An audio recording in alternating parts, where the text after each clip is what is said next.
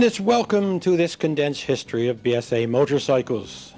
No way can we give you the complete story, such as the long and detailed career of this historic firm. The Birmingham Small Arms Association was formed as long ago as 1855 when the company manufactured firearms. Then in 1880, a Mr. Otto demonstrated his dicycle to the company by actually riding it on the boardroom table. In this year, the BSA company adopted their pile of arms trademark. 1905 saw the first motorcycle powered by a Minerva engine. And in 1913, a BSA won a race at the famous Brooklyn circuit at an average speed of 60.75 miles per hour. In 1919, the BSA Cycles Limited was formed, and this same year they announced the famous Model E, a 770cc side-valve twin. The following years saw the arrival of a many and varied selection of motorcycles. I don't believe any other manufacturer ever produced such a wide range of two-wheeled transport.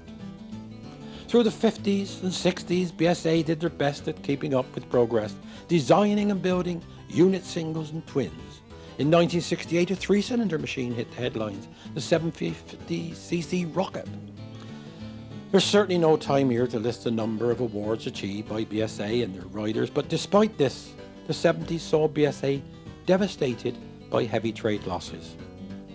In 1977, sadly, the Small Heath factory was demolished. We will do our best now to show you a good cross-section of the bikes produced by BSA, thousands still giving reliable service and enjoyment to their owners. We go over now to Abbey Hill Rally, held at Yeovil in Somerset every year, where first of all we find the famous D1 Bantam. This one, the plunger model, noted because of the springing at the back. And this proud lady owner not only brings it to rallies, but she performs a lot on that machine, runs during the year, some very long runs indeed. Another famous Bantam there. The Bantam, of course, was an idea, the design idea was pinched from DKW just after World War II, but it became, I suppose, the most popular of all lightweight two-stroke motorcycles. Here we've got a bigger version here because they started off with 123cc and they built the 150 and later on the 175. It went on for many, many years, did the Bantam series. Later producing swinging arm suspension. One of the famous C models, the C11 here, this was an early model with girder forks. Most of these were produced later with the Tellys. This was a little coil ignition 250 overhead valve bike, 3-speed gearbox. Not the motorcycle enthusiast bike, but someone who wanted cheap transport from A to B. They had everybody in mind at BSA's, with great success.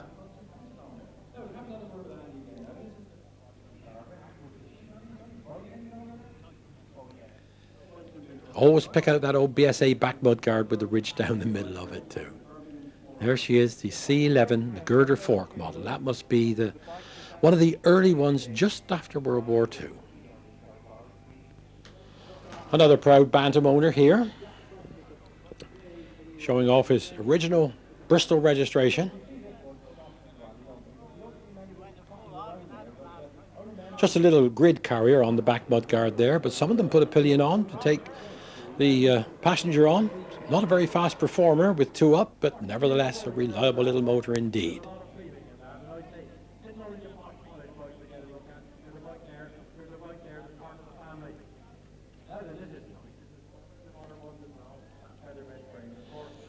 Now it's bigger brother now. This is the 500cc A7 twin. Parallel twins starting back in the late 40s, and this is a model here of the 50s, I believe. And back again to the 250s, this time the C12. You saw the C11 earlier, but the C12 was a little more advanced, having a 4-speed gearbox. Still designed as a commuter's bike. Couple of proud BSA owners there, and another proud BSA owner here is the owner of this old side-valve 500cc single. This is a bike designed for sidecar purposes. Just a simple machine there. Look at the brakes on the front of it.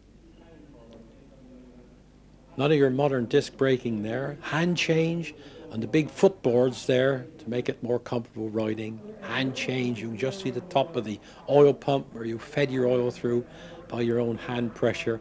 That was primitive riding back in the old original BSA days, and they were producing some wonderful machines even then. And a very comfortable pillion too. This is another famous BSA. This is the BSA Sloper. That was very popular back in the 30s. If you had a BSA Sloper, then you had one of the best of the real road-going machines. I think that's a 500cc version of it. It's got what they call a twin port head, and you can see the twin Brooklands silencers sticking out at the back there. Yeah, quite a reliable and popular tourer. Another 250 successes was the C range, the C15. This was based on the Triumph engine of the Tiger Cub series, but of course BSA had acquired Triumphs, and they had every right to do this. They made the engine a bit bigger and put it upright instead of the slight slope you saw on the Triumph versions. Very good little bike this, and they made a bigger version in the 350, the B40, which was a very popular bike in competition world and well used by the British Army. Very clean design was the C15.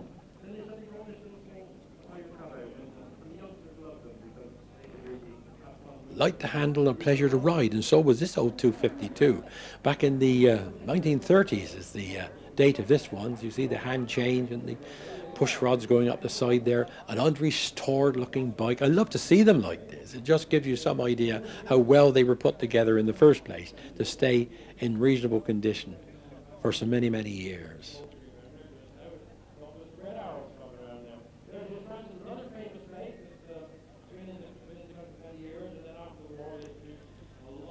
You had to be ashamed to restore that, I think. It's nice to see it in its natural state.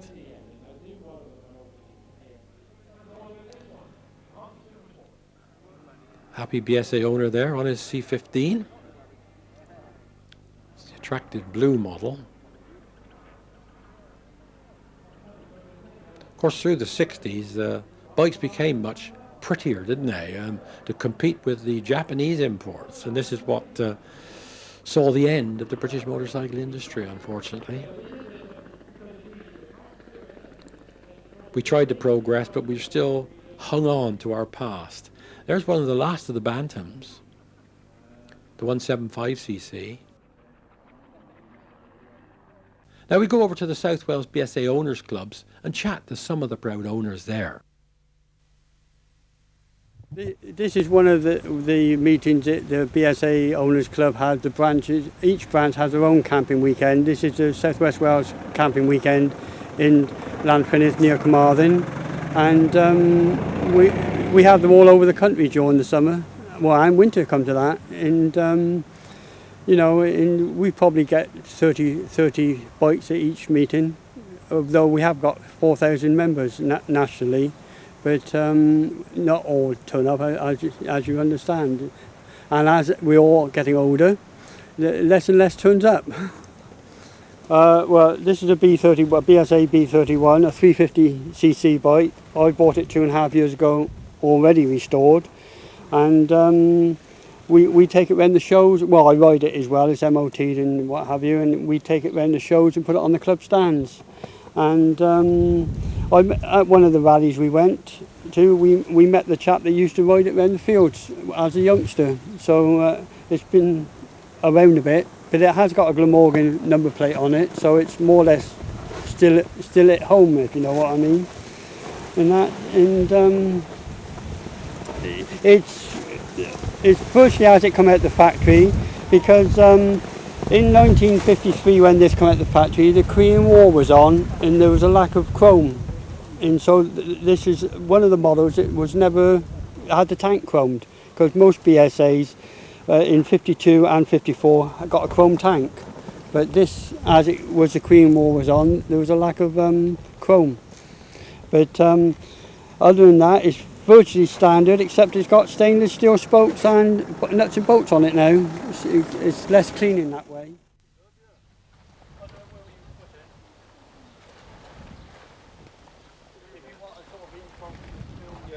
The BSA Owners Club was formed as a national club in 1958. Before that, we had BSA clubs all over the UK, well, 4 or 5 of them, and they were all doing the same thing but different. So they all got together and formed this national BSA club.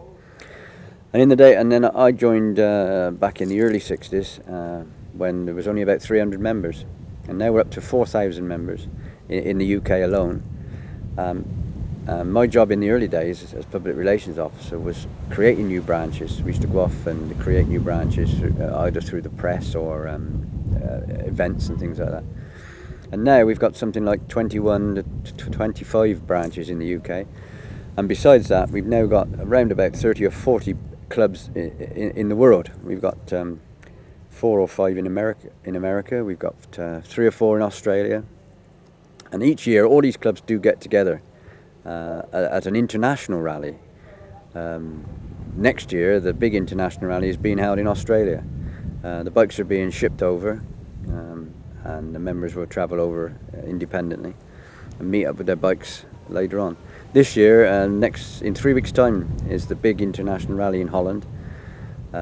It's a unique rally for motorcycle clubs. I believe it's the only motorcycle club in the whole world that has a week's rally.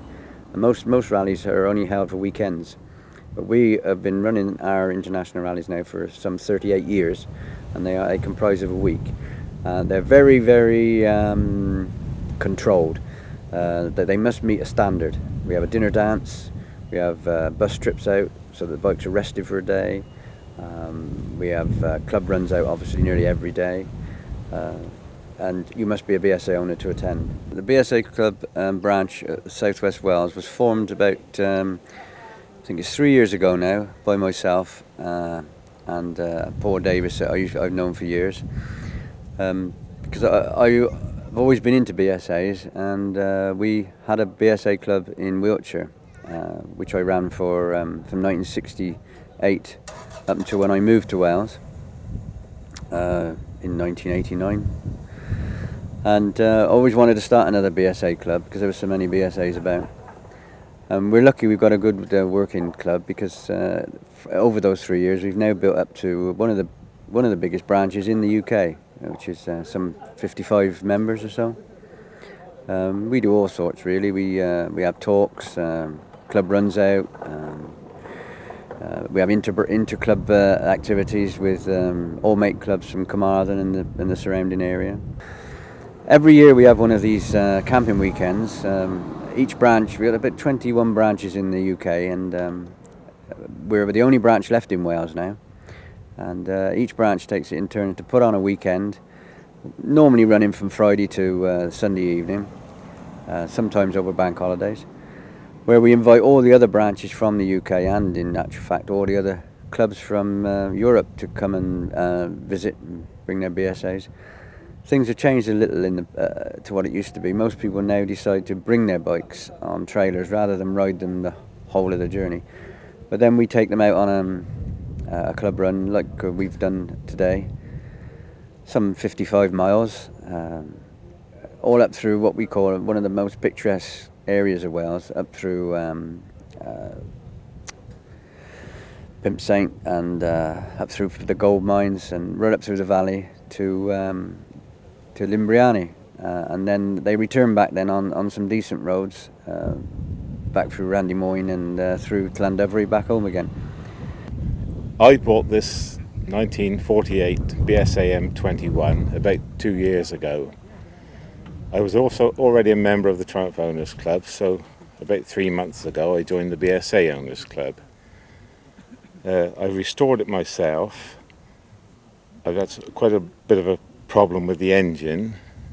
I had it rebored and new big ends, new bearings and all the rest of it.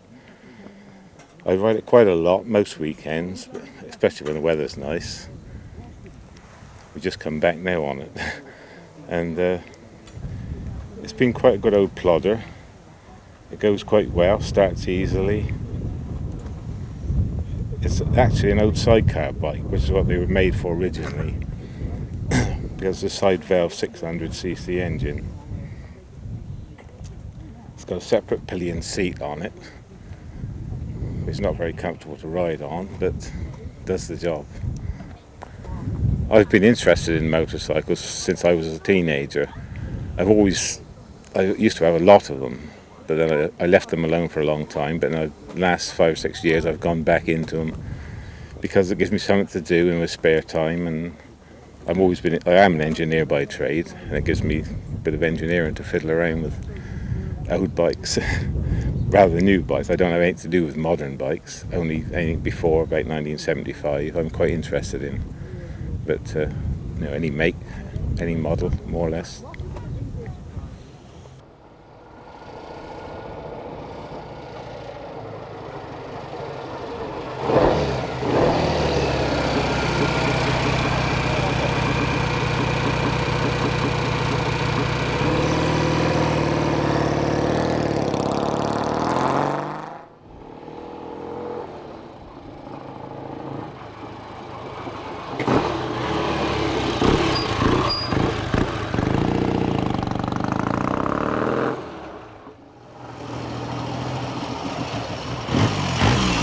It's a 1957 BSA Bantam, which was used with the General Post Office for delivering telegraphs, and this one was used in the Llanelli Post Office between 57 and 1960. It was bought in nearly complete condition and restored by myself over the takes about a year. But I've actually had the bike for about 6 years. Getting the bits and pieces to finish it off, like the first aid box and the plasters and the plastic container inside, it's pretty hard. Yeah. But you go down to auto jumbles and you actually find them in the end. That's about it, really. Okay. Camera running now. The actual leg shields I picked up in Stafford in the auto jumble up there, and the transfers I had off a lady in Scotland, which she owns about 20 of them herself, and her husband used to actually ride the bikes back in the 40s and 50s. When you're actually looking for the parts, the main thing is most of the parts are stamped with the GPO stamp. So when you're picking parts up, you try and get them with the actual stamp on it. It's been a great pleasure owning this bike, and rebuilding it, and I'll still have it in 50 years' time if I'm still alive. So it gives a lot of other people enjoyment just to look at it as well. Been involved since a teenager with bikes. I've still got the A7 I originally had. I couldn't done that up as well, but I learned on a Bantam. That's why I bought this one 5 years ago, and it's just ideal for these kinds of roads up around this area as well. Beautiful. Well, this is the D14. It's one of the last ones they did. It's 1968, and it's got the 4 gears. That's a big advantage, the extra gear. Go that little bit faster. Not the fast, but a bit faster. Yeah, lovely. Very economical. Runs on unleaded petrol, because the modern petrol now, the oil to go with it is good. So that makes it cheap as well. Good, reasonable, good runner. Very reliable. Touch wood. Yeah, yeah, nice little bike.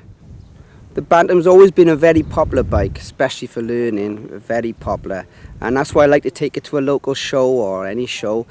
People come up to me and talk about it, or I've either still got bits of these in the garage or shed, or their father or father-in-law got one. Very popular. I think that's why I do get meet a lot of nice people.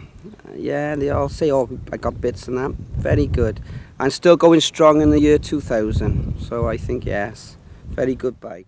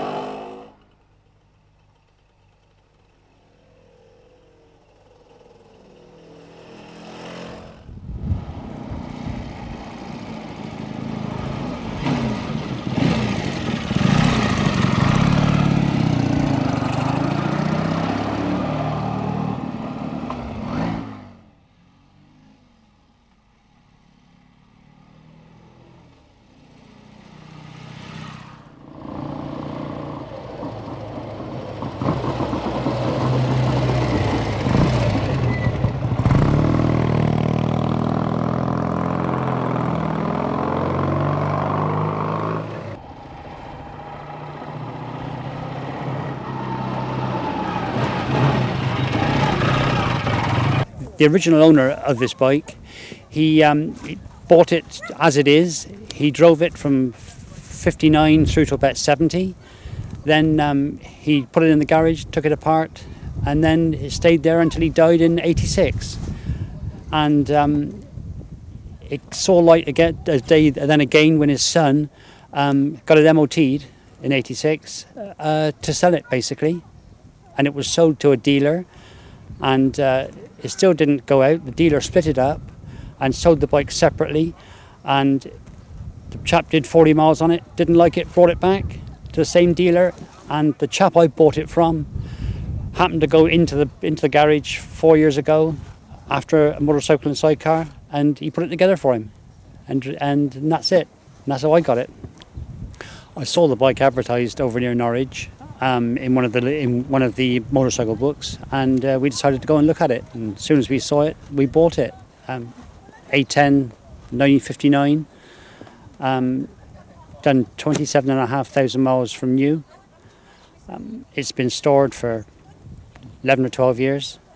It's only done 450 miles since 1986. So it's in very good condition really for the year. The sidecar, the outfit itself is as original. It was bought by the chap originally. It's a Stibe TR 500. It's one of there were later models, but this is one of the sort of middle range models. And it's a very good sidecar, heavy frame. It's lasted very well, steel body, and I like it.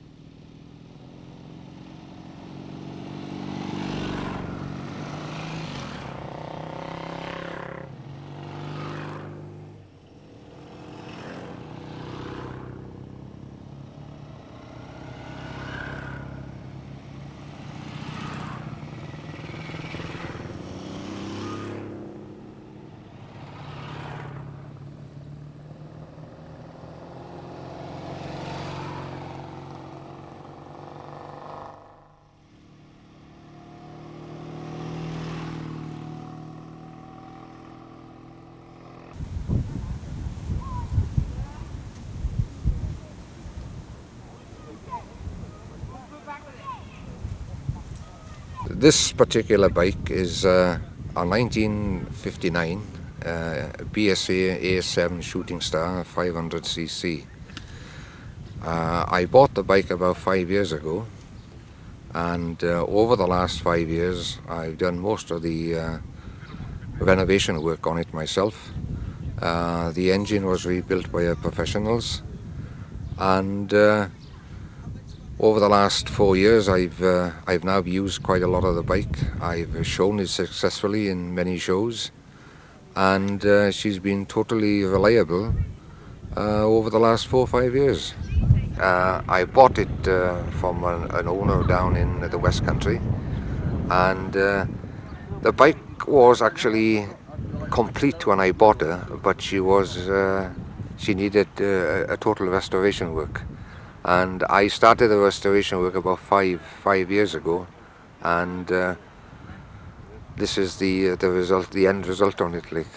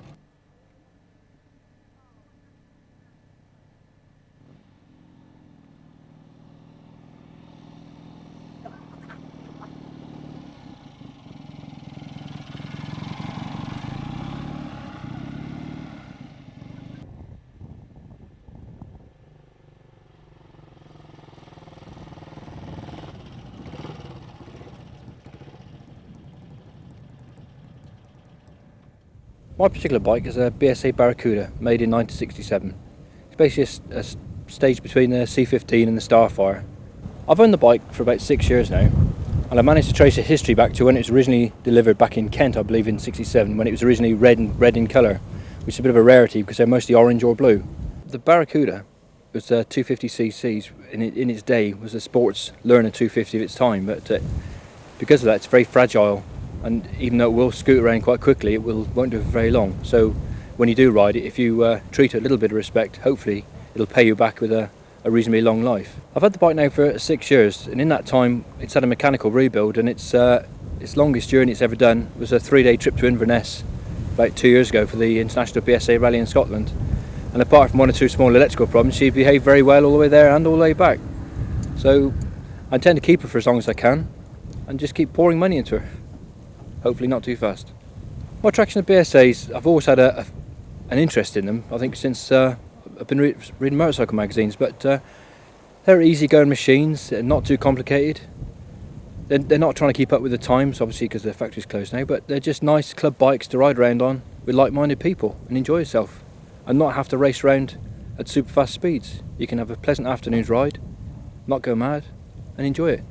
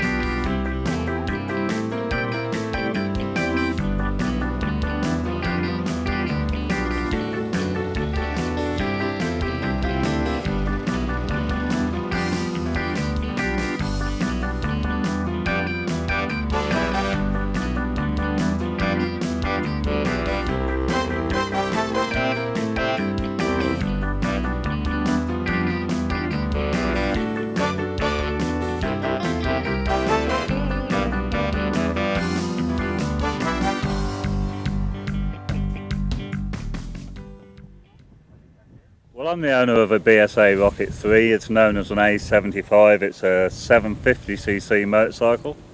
It's the last of the BSA range, 3-cylinder, and the one that was brought out to compete with the Hondas that were just coming into the country. Unfortunately, it was just a little, too late, and we saw the factory go down from there. I've had the machine some 8-9 years now, and it's a superb machine. It's taken me all over Europe. This year it's been to Belgium, into France, and almost up to Norway. We didn't quite make that one, but not because of the bike, because of me. I own nearly 20 motorcycles, most of them BSAs, and that's got to be the best one I've got.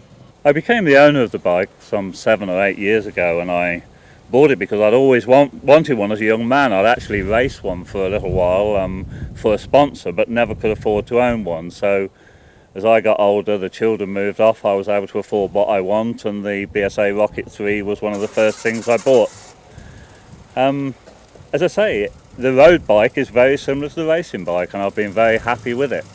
That particular bike was not a wreck, but it had been hard done by, and I bought it and reconditioned it, and it's run 7 years, 4,000 or 5,000 miles with no real troubles at all. A superb machine.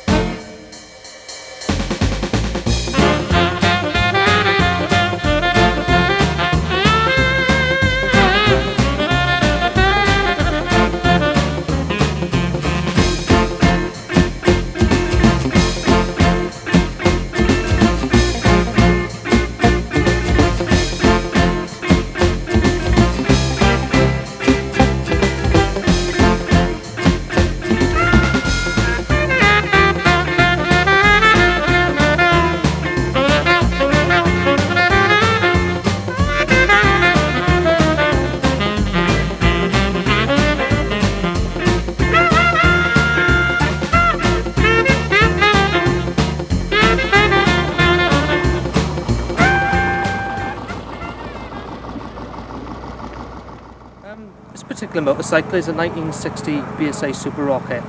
I've had it about 12 months now, done total restoration on this model.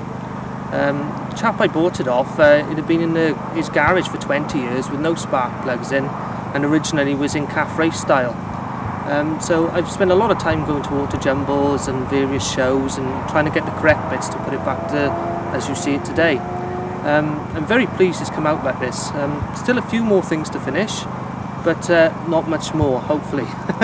Large sum of money. It spent 6 months in my front room actually when I was rebuilding it, so I got a very understanding wife.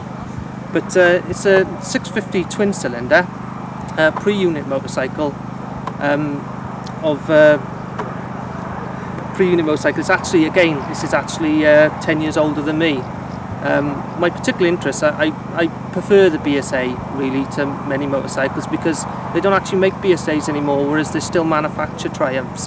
The parts are still quite easy to get really. There's a lot of places you can get them for, Kidderminster Motorcycles and various other places. And of course the BSA Club are always a great help to get the parts for it. So, you know, it's something, I suppose, is heritage. Because being only 30 years old myself, it's just something that I think the young people should get into. Because otherwise the bikes just, you know, end up being lost in time really. And that's mainly why I like the BSA.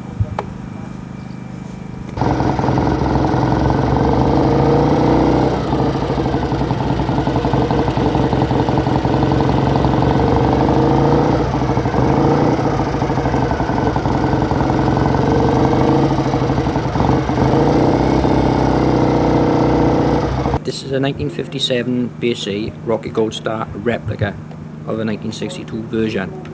It's, what can I say, been converted to twin carburetors. There's Gold Star mudguards on it. It's a genuine Gold Star racing tank. It's a 5-gallon Latea tank. As you can see, it's been converted to rod back brake instead of cable. The front brake is an 8-inch version, single-sided tube, which I find is a better brake altogether. What appeals to me about this particular BSA is phenomenal. It's brilliant to ride. It sounds awesome. It's just too comfortable to put in the clubman's position, so I left it in the touring position. It's unbelievable to ride. Spares parts, not so bad. Some bits are like rocking horse maneuver to get out of, you can't get out of them. But everything else you can get parts for.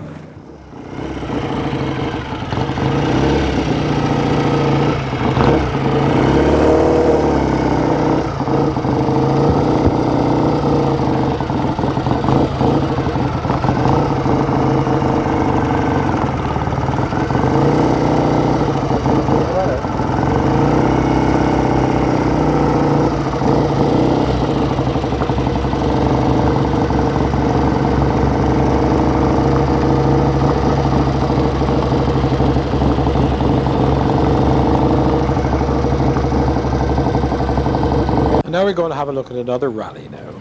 This is the Castlecombe Rally in Wiltshire. Always a good selection of bikes here, and of course, plenty of BSAs as well. So let's hope we can sort out just a few of the gems there. As I said before, we won't find all the BSAs on a video of this length, but we will try and find real gems.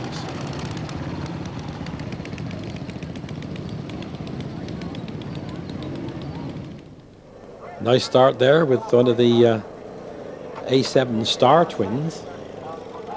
That attractive green finish. Isn't that a beautiful bike? Typical of the BSA finish and design. They always designed a good bike and an attractive bike too, which made so many happy and proud owners. The Star models, of course, were the top of the range. That famous A7 engine there. Very similar to the A10, which was just a bit bigger horsepower, the 650.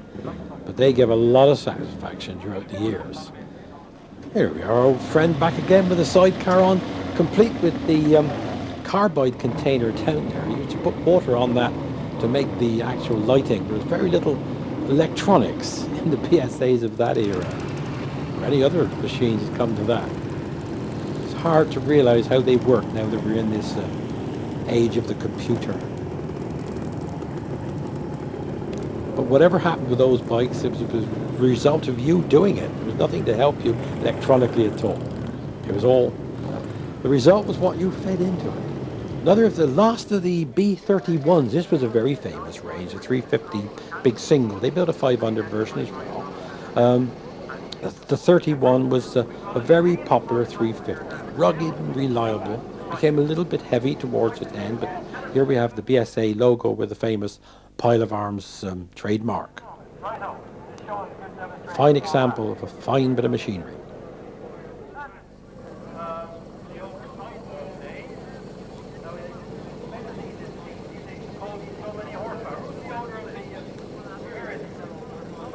Real attractive engine. Of course, the Gold Star engines were based on this B series engine, but being fitted with alloy blocks. There's the little C11. We saw one over at Abbey Hill with the girder forks on. This is the later, the more popular production model with a speedometer in the top of the tank.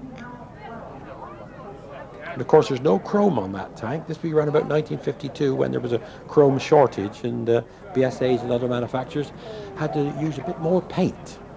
The rims, instead of chrome finish, were what they called cadmium finished.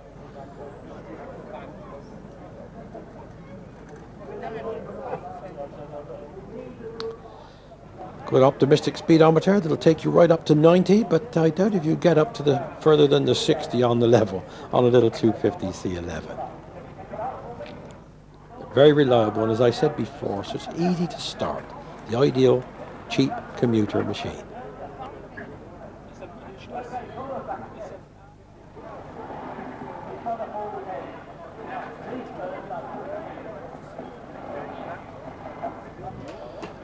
And I see he's also a member of the BSA Owners Club.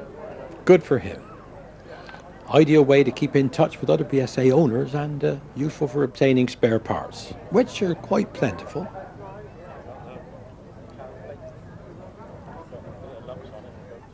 Another nice A7 twin in red and chrome. Belonged to a very happy motorcycling couple from Weston-super-Mare. I know that bike only too well.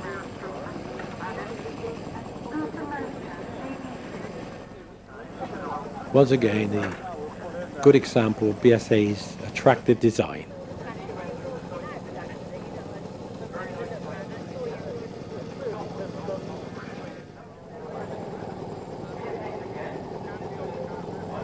By this time you see the full width hub, the brakes on the front, and here the daddy of them all, the BSA Gold Star. Nobody won as many Clubman's TT races as the BSA Gold Stars. They really took the field and led the way, and even now a lot of the classic motorcycle racing enthusiasts will own a BSA Gold Star. It really has a wonderful history in any form of competition, that famous BSA Star.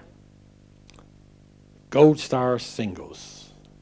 There she is. You see the similarity in the timing cover there as the B series we saw, but it's hotted up a bit inside, I assure you. And the sound of a BSA Gold Star single, second to none. It's got a crackle of its own. Oh, how I wish they were with us now. But it's still nice to go around to the rallies and shows and see that famous name and hear those nostalgic sounds of that wonderful British make. A very popular motorcycle, BSA.